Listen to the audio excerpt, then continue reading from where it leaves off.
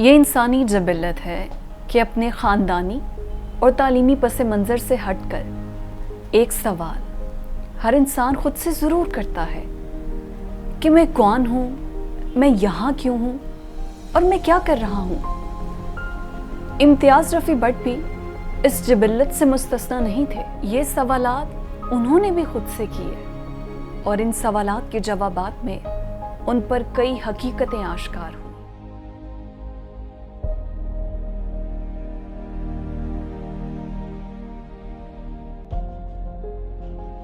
26 नवंबर 1948 का एक फ़ज़ाई हादसा।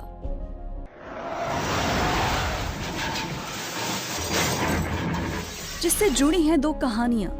एक कहानी जानने के लिए हमें 1947 क़याम पाकिस्तान से पीछे की तरफ सफर करना है, तो दूसरी के लिए आगे की तरफ। तो सबसे पहले चलते हैं पहली कहानी की तरफ। दौड़ पीछे की तरफ। ए गर्दिशे अय्याम तू।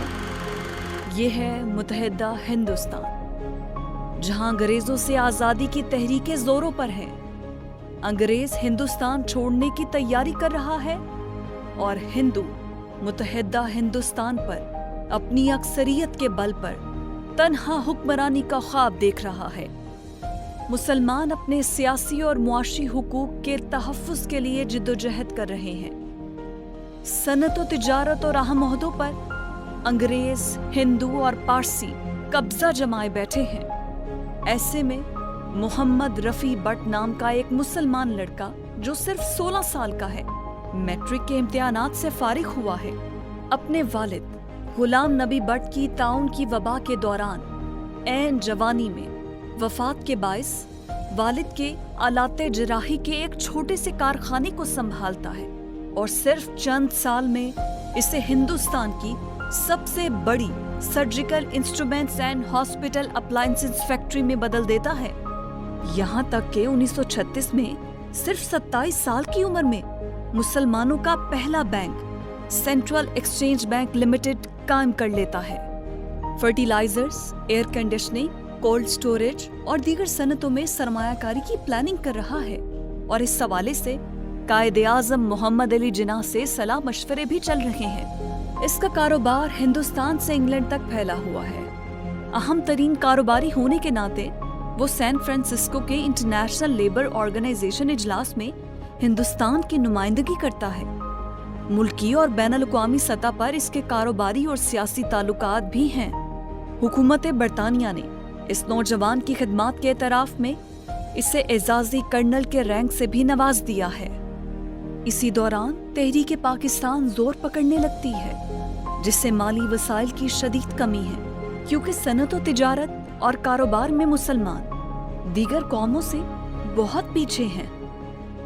ऐसे में ये नौजवान मुसलमान सनतकार और बैंकार आगे आता है। तहरीक पाकिस्तान के लिए न सिर्फ अपने माली वसाइल वक्फ करता है, बल्कि अपने करीबी दोस्तों में शामिल कारोबारी और अहम शख्सियात को भी तहरीक पाकिस्तान की माली इमदाद के लिए कायल करता है।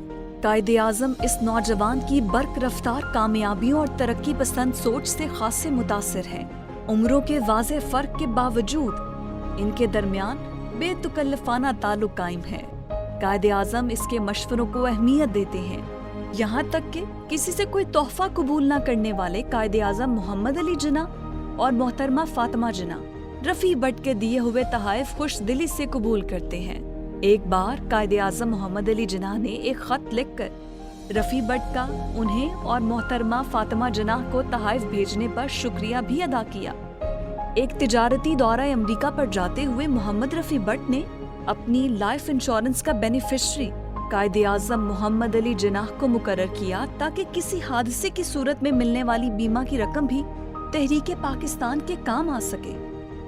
कायदे आज़म मोहम्मद अली जिन्नाह इसकी factory Ghulam Nabi and sons में तशरीफ लाए और मोहम्मद रफ़ी भट्ट के घर ज़ियाफ़त में भी शरीक हुए। मोहम्मद रफ़ी भट्ट ने अमेरिका में कायम अपने दफ्तर को मुस्लिम लीग के मीडिया ऑफिस में बदलने के लिए कायद से इजाज़त तलब की, ताकि कांग्रेस के प्रोपेगेंडे का मौसर जवाब दिया जा सके। इसने लाहौर से कायद की ख्वाहिश पर मुसलमानों का अंग्रेजी अखबार पाकिस्तान टाइम्स भी शुरू किया। यही वो मोहम्मद रफ़ी भट्ट है जिसकी कहानी قیام پاکستان کے محض 1 سال اور قائد اعظم کی وفات کے صرف 2 ماہ بعد 26 نومبر 1948 کے فضائی حادثے پر اختتام پذیر ہوئی۔ اگر رفیع بٹ قائد اعظم کی زندگی میں شہادت پاتے تو قائد ان کی اہمیت اور خدمات کو اجاگر کر کے انہیں جاوداں کر دیتے، مگر آج ہم اور آپ قائد اعظم کے اس اہم ترین ساتھی اور تحریک آزادی کے اس خاموش مرکزی کردار کے بارے میں اتنا سب کچھ کیسے جان پائے؟ یہ جاننے کے لیے ہمیں اب 26 نومبر 1948 کے فضائی حادثے سے آگے کی طرف سفر کرنا ہوگا۔ اس فضائی حادثے میں صرف 2 ماہ کے ایک بچے کے والد بھی شہید ہوئے، جنہیں دنیا آج امتیاز رفیع بٹ کے نام سے جانتی ہے۔ ماں نہیں چاہتی تھی کہ باپ کی عدم موجودگی بچے کی خود اعتمادی کو متاثر کرے اور وہ احساس محرومی میں مبتلا ہو جائے۔ وہ اسے بتاتی رہی کہ اس کے والد امریکہ میں ہیں، جو انتہائی اعلیٰ اخلاق اور اقدار کے مالک بہت عظیم شخص ہیں۔ اگرچہ امتیاز رفیع بٹ اپنے والد کی وفات سے لا علم تھے، لیکن اس کمی کو بہرحال وہ محسوس ضرور کرتے تھے، جس کا اثر ان کی شخصیت پر اس انداز میں پڑا کہ وہ عام لوگوں میں گھلنے ملنے سے کتراتے رہے، یہاں تک کہ گھر میں کوئی آ جاتا تو وہ خود کو کمرے میں بند کر لیتے۔ ماں نے اپنے بچے کے بہتر مستقبل اور اس میں خود اعتمادی پیدا کرنے کے لیے اسے سینٹ اینتھنی اسکول میں داخل کروا دیا، جہاں نواز شریف اور عارف نظامی ان کے کلاس فیلوز رہے۔ ابتدائی تعلیم کے بعد انہیں لارنس کالج گھوڑا گلی کے بورڈنگ اسکول میں بھجوا دیا گیا۔ لارنس کالج میں جب انہوں نے دوسرے بچوں کو چھوڑنے آئے پیرنٹس کو دیکھا تو ان کے احساس محرومی نے انہیں والدہ سے والد کے متعلق دریافت کرنے پر مجبور کیا۔ یہ وہ موقع تھا جب انہیں 11 سال کی عمر میں پہلی مرتبہ اپنے والد کی شہادت کا پتہ چلا۔ یہ انکشاف ان کے لیے انتہائی شاکنگ تھا۔ اس انکشاف نے اندیکھے والد سے ملنے کی امید ہی ختم کر ڈالی۔ انہیں منتشر خیالات نے ان کا تعلیمی سرگرمیوں میں جی نہ لگنے دیا۔ لارنس کالج سے یہ ایف سی کالج لاہور آ گئے۔ اس سے آگے ان کے سامنے زندگی کی کوئی واضح شکل نہ تھی، کیونکہ ان کی والدہ نے ان کے ذہن میں ان کے والد کے متعلق بڑائی اور عظمت کا ایسا بلند نقشہ کھینچ دیا تھا جس نے ان کے ٹارگٹس کو بہت اونچا کر دیا۔ یہ اپنے ذہن سے غیر ارادی طور پر معمولی حیثیت سے جینے کا خیال تک نکال چکے تھے۔ کوئی راہ نہ پا کر 1974 میں انہوں نے اپنی گاڑی فروخت کی۔ امریکہ کے ریٹرن ٹکٹس اور ویزے کے بعد بچنے والے $1000 لے کر یہ نیو یارک پہنچ گئے، جہاں ان کا کوئی جاننے والا نہیں تھا، نہ کوئی واضح ایجنڈا۔ $1000 ختم ہو رہے تھے تو یہ گزر اوقات کے لیے نوکری کی تلاش میں پھرنے لگے۔ 2-3 ہوٹلز میں ویٹر کی جاب ملی، لیکن وہاں سے نکال دیے جاتے رہے کہ ان کی شخصیت ویٹرانہ جاب سے مطابقت نہیں رکھتی تھی۔ انہی دنوں ان کی ایک پاکستانی قالین فروش سے ملاقات ہوئی، جس سے انہوں نے کچھ قالین ادھار لیے اور انہیں بیچ کر اچھا منافع کمایا۔ یہیں سے ان کی زندگی کے نئے دور کا آغاز ہوا۔ اس دوران انہوں نے امریکہ کے سسٹم، کاروباری اتوار اور رجحانات کو قریب سے دیکھا اور پرکھا۔ انہوں نے پڑھائی میں دل نہ لگنے کے باعث رہ جانے والی تعلیمی تشنگی امریکہ میں سیلف ہیلپ بکس کی ریڈنگ اور سیر و تفریح کے ذریعے پوری کی۔ تب سے لے کر آج تک وہ ریڈنگ اور سیکھنے کے عمل سے جڑے ہوئے ہیں۔ 1978 میں 30 سال کی عمر میں والدہ کے بے حد اصرار اور محبت نے انہیں وطن واپسی پر مجبور کیا۔ امریکہ میں انہوں نے ریئل اسٹیٹ سیکٹر کے جدید رجحانات کو قریب سے جانچا۔ یہاں آ کر انہوں نے ہال روڈ پر واقع اپنے پلاٹ کو قابضین سے واگزار کروایا اور یہاں پہلا پلازا تعمیر کروا کے لاہور میں پلازے بنانے کی روایت کا آغاز کیا۔ یہ پلازا رفیع گروپ کی بنیاد بنا اور اہم ترین ڈیولپر گروپ بن گیا، اور پھر دیکھتے ہی دیکھتے یہ بھی اپنے والد کی طرح تیز رفتار ترقی کرتے چلے گئے۔ 40 سال کی عمر میں جب امتیاز رفیع بٹ نے حیرت انگیز کاروباری کامیابیاں، بہت سا پیسہ اور شہرت کما لی تو انہیں اپنی زندگی میں ایک عجیب سا خلا اور کمی محسوس ہوئی جو انہیں بے چین رکھنے لگی۔ ایک روز جب ان کے دوست کھانے پر مدعو تھے، معروف صحافی عارف نظامی نے ان کے دفتر میں لگی ان کے والد کی قائد کے ساتھ تصویر کے متعلق پوچھ کر انہیں تحقیق کا مشورہ دیا۔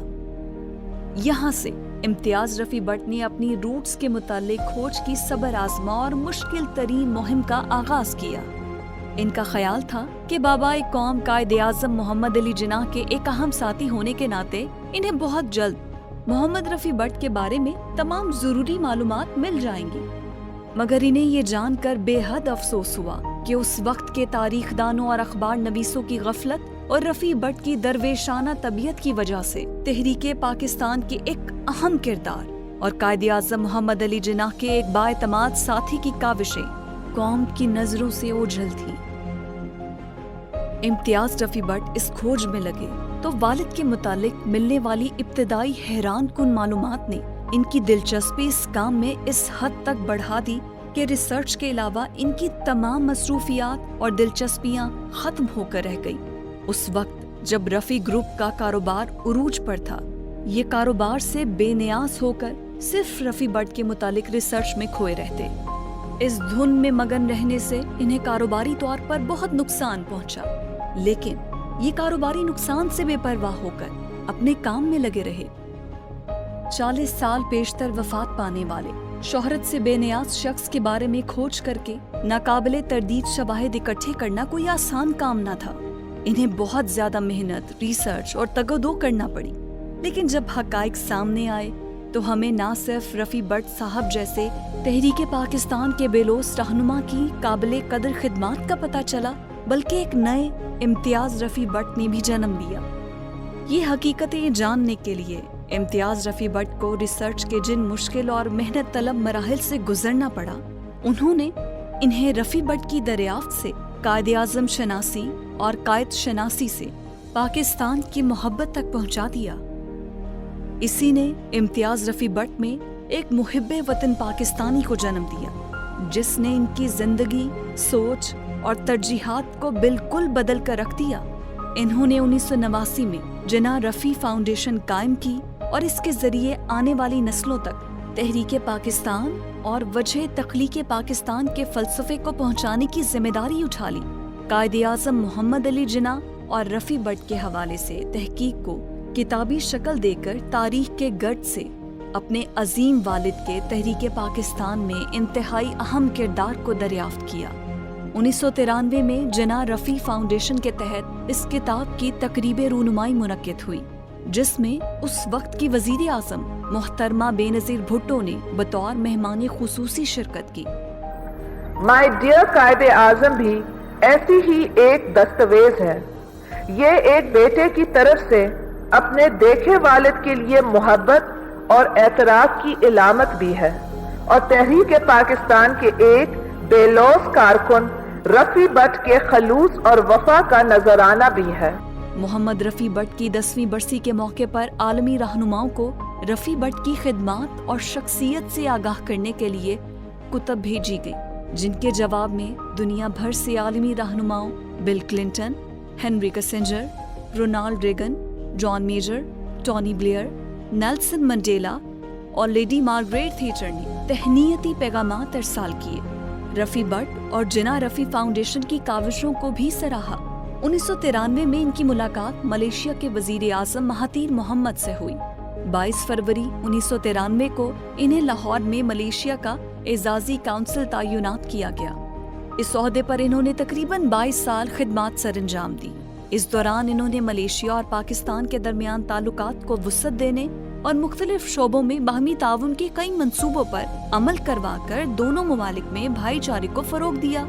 जिन्नाह रफ़ी फाउंडेशन कौमी त्योहारों को इंतहाई जोश और वलवले से मनाती, तहरीके पाकिस्तान के हवाले से तहकीकी कुतब छपवाती, सोशल मीडिया एक्टिविटीज करती और डॉक्यूमेंट्रीज बना के पाकिस्तान की नजरियाती असास की हिफाजत का फरीजा अदा करती है। इम्तियाज रफ़ी भट्ट ने बेतहाशा पैसा, शोहरत और इज्जत कमाई, लेकिन आज भी वो अपनी असल कामयाबी अपने वालिद के तहरीके पाकिस्तान में अहम तरीन गुमकर्दा किरदार की दरियाफ्त, कायद शनासी और जिन्नाह रफ़ी फाउंडेशन की मुल्क व कौम के लिए की जाने वाली काविशों को करार देते हैं। ये एक बेटे की अपने अनदेखे वालिद से वालिहाना मोहब्बत की नाकाबिले यकीन दास्तान है। And no doubt about it, Mohammad Rafi Bhatt was a true hero, true patriot, and true Jinnah follower. Quaid Azam محمد علی جناح کے ساتھ ان کی دوستی اتنی قریبی اور اتنی گہری تھی کہ پاکستان بننے کے لیے انہوں نے اپنا سب کچھ قربان کر دیا، لیکن ہسٹری نے انہیں بھلا دیا. لیکن انہی کے صاحبزادے انہیں ہسٹری میں دوبارہ نکال کر باہر لے آئے اور ہمیں ان سے ملوایا کہ ان کی کیا خدمات تھی، انہوں نے پاکستان بننے کے لیے کیا کچھ نہیں کیا. تو امتیاز رفیع بٹ صاحب، آپ کے والد کو ہم نے ٹریبیوٹ پیش کیا، لیکن سر آپ کا بھی ایک اپنا نام ہے. بہت سی اچیومنٹس آپ نے اپنی زندگی میں سمیٹی، لیکن جب آپ پیدا ہوئے تو یو آر آرفن. آپ وہاں سے ایک سلسلہ شروع ہوا، ویٹری کی، برتن دھوئے، اور اس کے بعد لاتعداد اچیومنٹس آپ نے سمیٹی.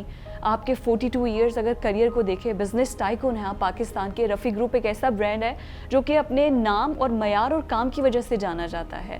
انٹرنیشنل پالیٹکس میں، نیشنل پالیٹکس میں بہت سے سیاستدانوں کے ساتھ بھی آپ کے تعلقات ہیں. مطلب ایک بھرپور زندگی آپ نے جی. لیکن آپ کیا سمجھتے ہیں کہ آپ کی سب سے بڑی اچیومنٹ کیا تھی؟ فضا، یہ سب سے میرے لیے ایزی ہے to distinguish what I am proud of. I am proud and I am happy کہ میں نے اپنے والد کو ڈھونڈا. جس طرح، کیونکہ جس چیز سے بندہ محروم ہو وہ بندے کو بہت تنگ کرتی ہے. تو since I was an orphan, تو آج سے 30 سال پہلے جب میری 40 سال عمر تھی تو میں نے اپنے والد کو ڈھونڈا اور چاہتا تھا to know what he is, who he is, and ان کی اچیومنٹس کیا تھی. وہاں پہ مجھے پتہ چلا کہ وہ قائد اعظم کے بہت کلوز ایسوسیٹ تھے، اور ہی واز انڈیا میں he was one of the largest surgical and hospital appliances کی انڈسٹری تھی ان کی. اور ان کے بارے جو مجھے علم ہوا اور میں نے نیشن کو بتایا، قوم کو بتایا، اور ان کے اور قائد اعظم کے خطوط جو ہے جو وہ بولتے ہیں، تو پاکستان میں جو رفیع بٹ کی کنٹریبیوشن تھی، آئی am proud of that. Thank you so much for your time, sir, and thank you so much from my side and nation to letting us know our national hero.